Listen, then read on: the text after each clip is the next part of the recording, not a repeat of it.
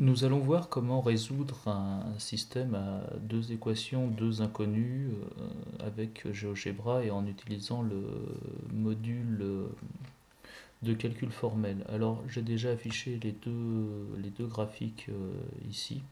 Ici il y a les données. Alors A, B, C, D, E et F sont les coefficients qu'on retrouve ici. Donc A, B, C, D, E et F.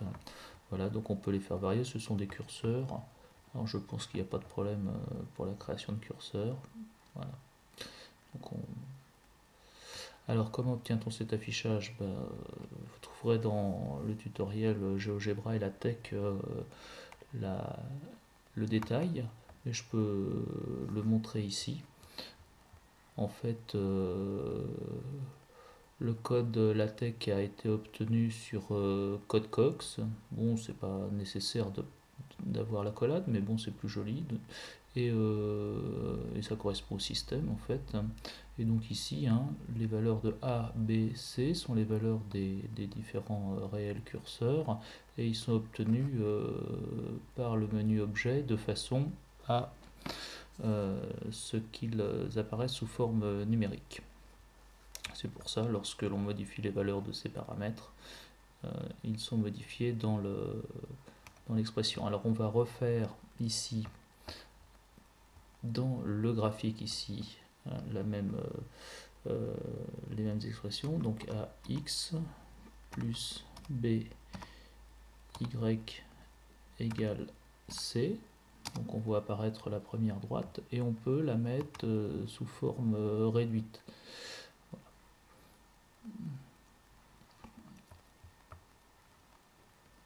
On va faire apparaître la deuxième droite, donc c'est dx plus y égale f, voilà, avec le point d'intersection ici. Donc l'objectif de la résolution de ce système, c'est en fait de trouver les coordonnées de ce point d'intersection. Alors on va passer au module calcul formel et on va faire exactement la même chose, hein, à x plus b y égale c, voilà, et ensuite dx plus y égale f. Voilà. J'ai oublié de passer celle-là sous forme réduite. Voilà, c'est peut-être plus facile. Enfin, je ne sais pas. Alors ensuite, on va résoudre le système avec le CAS, le module de calcul formel. Donc on va écrire accolade, $1 qui correspond en fait à la première ligne, virgule $2, voilà, et on va tout simplement écrire, voilà, appuyer sur le bouton résoudre, et on a directement les coordonnées du point d'intersection. Alors on peut le vérifier graphiquement en créant le point d'intersection. Alors maintenant, si je modifie les curseurs, la valeur, ici normalement, tout se modifie, voilà. Donc on a la modification sur le graphique et la modification ici. Alors, on va utiliser le module de calcul formel pour aider à la résolution du système par combinaison, par exemple. Alors, il serait peut-être intéressant de multiplier la deuxième ligne par 2. Donc, on va faire 2 fois $2. Voilà. Donc, on obtient cette deuxième ligne. On va réécrire la première ligne ici. Donc, on va écrire $1 ici.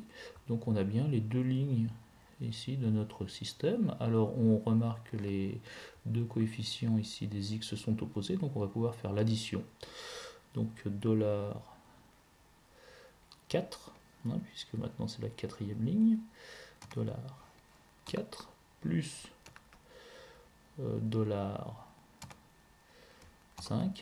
Et normalement, si on a bien travaillé, il ne devrait plus y avoir de x. Voilà, on n'a plus qu'à résoudre et on trouve la valeur de y, moins 6 septièmes. On peut poursuivre la résolution en substituant dans l'une de ces deux lignes la valeur de y. Ici, on a substitué donc moins 6 septièmes pour y. Donc moins 6 divisé par 7, voilà, égale. On trouve donc une expression en fonction de x. Il ne nous reste plus qu'à la résoudre. Voilà, et on trouve bien x égale moins 2 septièmes. Donc toutes ces étapes peuvent être des aides à la résolution avec les élèves pour résoudre un système à deux équations, deux inconnues. Alors, tout ce qui contient, les dollars sont interactifs. Par contre, après, ici, on n'aura pas de modification si on modifie les valeurs des différents curseurs. Voilà. Donc ici, les lignes restent figées. Alors on peut réutiliser le nom des lignes pour résoudre avec les dollars, etc., pour que tout soit vraiment interactif. Merci de votre attention.